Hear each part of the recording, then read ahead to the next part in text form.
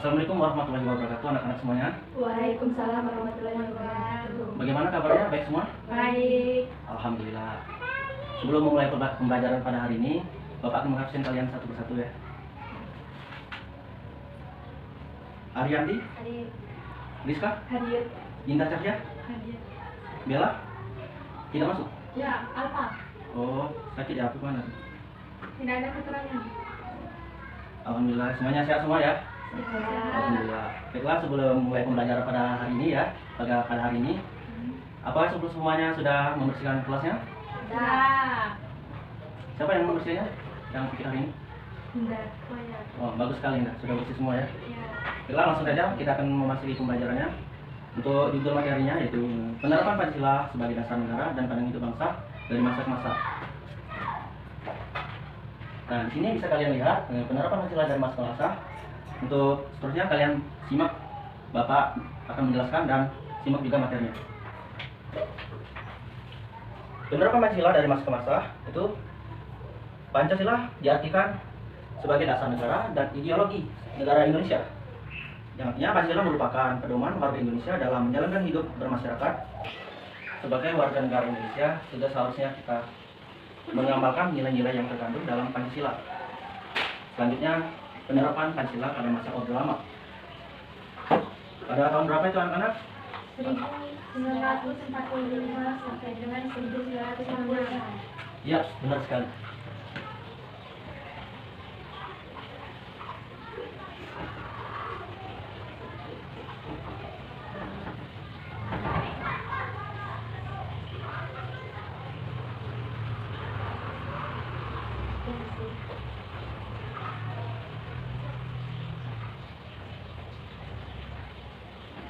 Dari 1945 sampai 1966.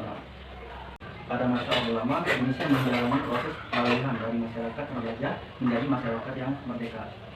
Saat itu adalah proses penjadian penerapan bentuk Pancasila dari Orde Lama terjadi pada 3 periode yang berbeda, yaitu yang pertama periode 1945 sampai 1950 dan yang kedua periode 1950 sampai 1959 serta periode ketiga 1959 sampai 1966 di tahun 1945 sampai 1950 Indonesia sebagai negara peralihan dari terjajah menjadi bangsa yang merdeka, artinya menjalani proses adaptasi penerapan ideologi bangsa yaitu Pancasila. Selanjutnya itu anak-anak, kemudian di tahun 1950 sampai 1999 sistem demokrasi berhasil diterapkan melalui pemilu pada tahun konstitusi, akan tetapi para anggota yang terpilih tidak dapat menyusun undang-undang dasar seperti yang diharapkan, sehingga pada tanggal 5 Juli 1959 Presiden Soekarno mengeluarkan dekret di Presiden 1959 untuk membubarkan konstituante dan membatalkan Undang-Undang Dasar pada tahun 1990 menjadi Undang-Undang Dasar 1945. Apakah sampai sini semuanya paham? Paham. Baiklah, Bapak akan melanjutkan di periode yang kedua, yaitu periode masa Orde Baru. Pada tahun berapa anak-anak periode Orde Baru ini? 1966 sampai dengan 1998. Ya, benar sekali.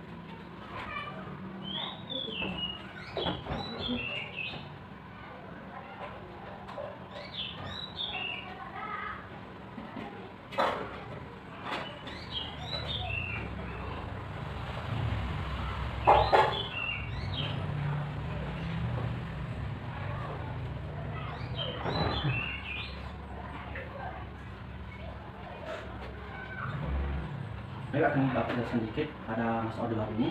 Orde Baru itu dimulai dengan naiknya Soeharto menjadi presiden menggantikan Soekarno pada tanggal 22 Februari 1967.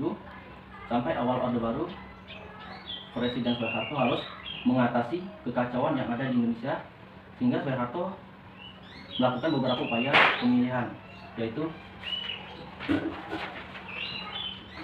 pertama, rencana pembangunan 5 tahun atau yang disingkat RPITA yang diartikan, dan yang kedua pemilu. Dan yang ketiga itu pembinaan pendidikan pelaksanaan pedoman pengayatan dan pengalaman Pancasila. Yang keempat yang terakhir pemerataan pembangunan. Selama menjalankan pemerintah, beberapa masalah juga timbul dan memicu demonstrasi yang terjadi pada tanggal 13 sampai 14 Mei di tahun 1998, yang diantaranya adalah maraknya KKN, yaitu korupsi, kolusi, dan nepotisme. Yang kedua, hak menyatakan pendapat yang dibatasi. Yang terakhir, yang ketiga itu peran ganda atau difungsi KBRI. Selanjutnya itu di masa reformasi yang terakhir. Pada tanggal berapa anak-anak? Pada tahun berapa masa reformasi ini? 1998 sampai dengan sekarang. Ya.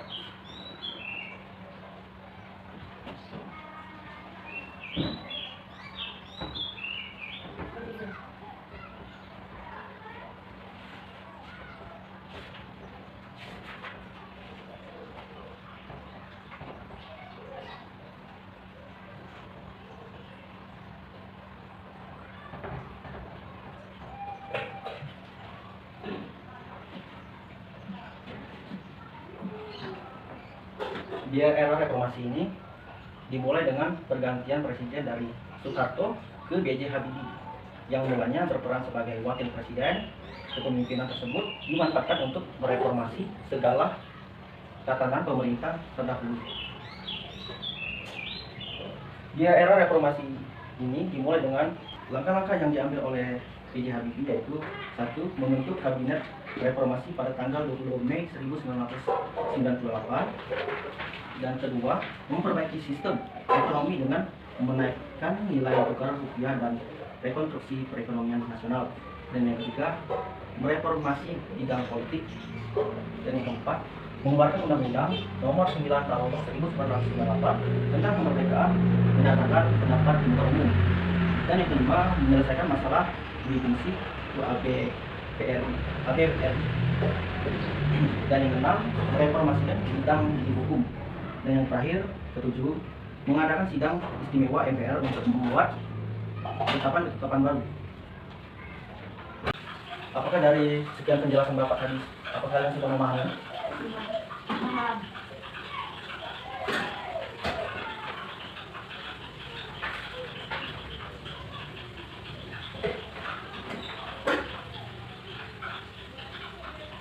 Kalau begitu, coba Indah dan Rizka jelaskan langkah-langkah yang diambil oleh B.J. Habibie dari 1 sampai 7. Membentuk Kabinet Reformasi pada tanggal 22 Mei 1998. 2. Memperbaiki sistem ekonomi dengan menaikkan nilai tukar rupiah dan rekonstruksi perekonomian nasional. 3. Mereformasi bidang politik.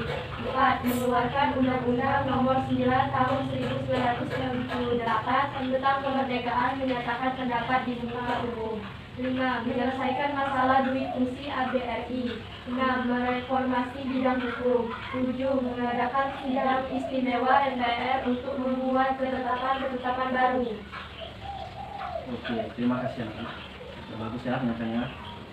Baiklah, selanjutnya Bapak akan mengasih kalian video dari Orde Lama sampai sekarang.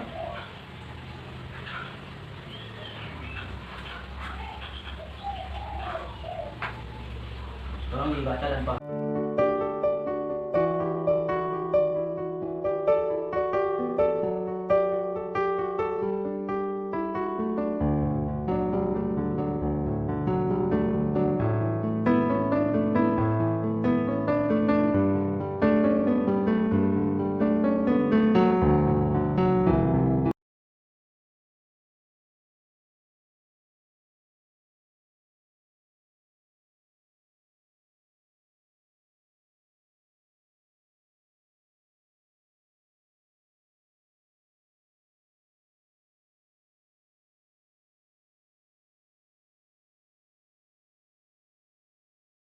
Materinya itu penerapan nilai Pancasila dalam kehidupan.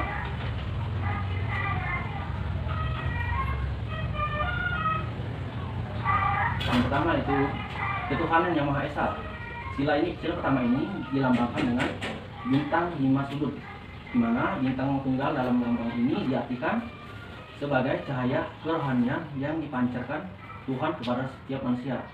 Dan jumlah bintang yang hanya satu atau tunggal ini juga melambangkan keesaan Tuhan. Dan yang kedua, sila kedua, kemanusiaan yang adil dan beradab. Sila kedua ini dalam Pancasila dilambangkan dengan rantai emas dengan latar belakang berwarna merah. Rantai tersebut memiliki rantai-rantai yang berbentuk segi empat dan lingkatan yang saling berkaitan. Sila yang ketiga yaitu Persatuan Indonesia. Sila ini dilambangkan dengan pohon beringin. Jenis pohon beringin adalah spesies pohon yang kuat, besar, dan berdaun rimbun. Pohon beringin ini diartikan sebagai tempat berteduh sekaligus bentuk persatuan masyarakat Indonesia yang sangat beragam. Sila yang keempat yaitu kerakyatan yang dipimpin oleh hikmat kebijaksanaan dalam permusyawaratan dan perwakilan. Sila ini dilambangkan dengan kepala banteng, yaitu kepala banteng memiliki filosofi sebagai hewan sosial yang suka berkumpul di sini kemudian diartikan sebagai kegiatan musyawarah antar orang-orang untuk melahirkan suatu keputusan pastinya secara adil. Baiklah, dari kelima sila tersebut Bapak ingin bertanya kepada kalian, bagaimana contoh penerapan sila yang pertama? Coba Rizka.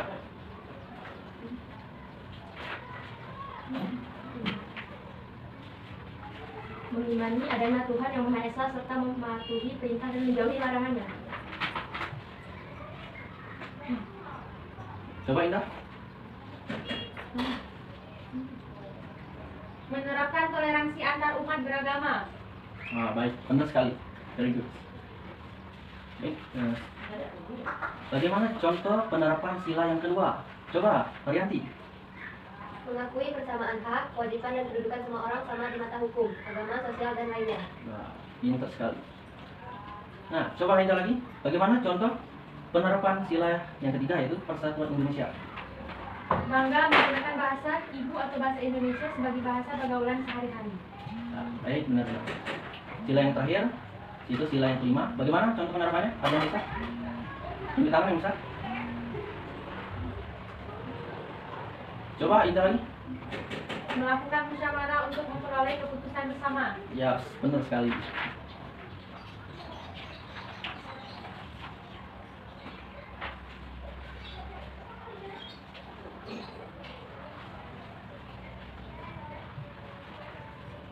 Baiklah, ada sekitar sedikit lagi waktu. Silakan kalian membaca dan memahami materi-materi bahan ajar yang telah Bapak jelaskan sebelumnya.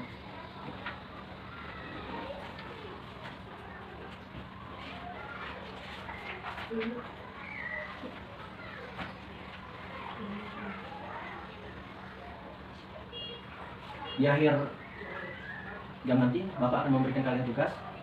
Ada tugasnya yaitu 1 sampai 5 saja, berkaitan dengan materi pada hari ini.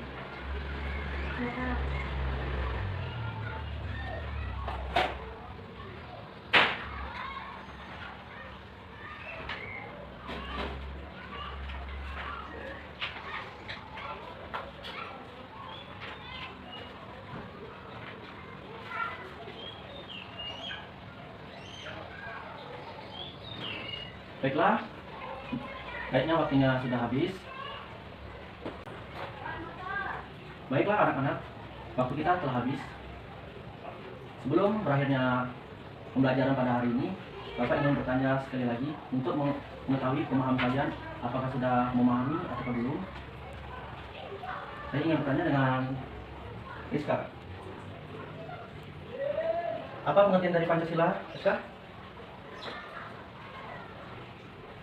Pancasila merupakan dasar negara dan ideologi negara. Pancasila merupakan pedoman warga Indonesia dalam menjalankan hidup kemasyarakatan. Baik, benar sekali. Terima kasih ya Rizka. Ya, Pak.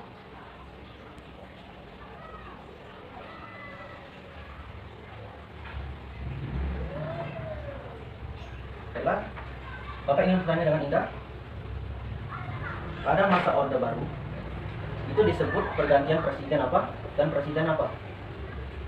Orde baru dimulai dengan naiknya Soeharto menjadi presiden menggantikan Soekarno.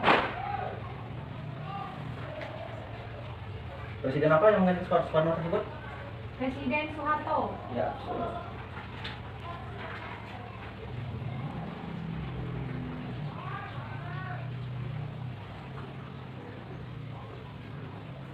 Arianti, pada masa reformasi itu disebut eranya apa? Presiden? Dari Presiden Soeharto ke B.J. Habibie. Ya benar sekali. Baiklah, kayaknya kalian semua sudah memahami materi-materi pada hari ini. Sebelum Bapak akhiri, untuk besok siapa yang bikinnya? Ya, sekarang nanti ya. Dan teman-teman yang lainnya tolong bantu juga. Baiklah, Bapak akan mengakhiri pengajaran ini. Jika Bapak mempunyai banyak salah kata, Bapak mohon maaf. Pada Allah Bapak mohon ampun. Saya akhiri. Wassalamualaikum warahmatullahi wabarakatuh. Waalaikumsalam warahmatullahi wabarakatuh. Dan untuk tugasnya jangan lupa dikerjakan ya. Jangan lupa.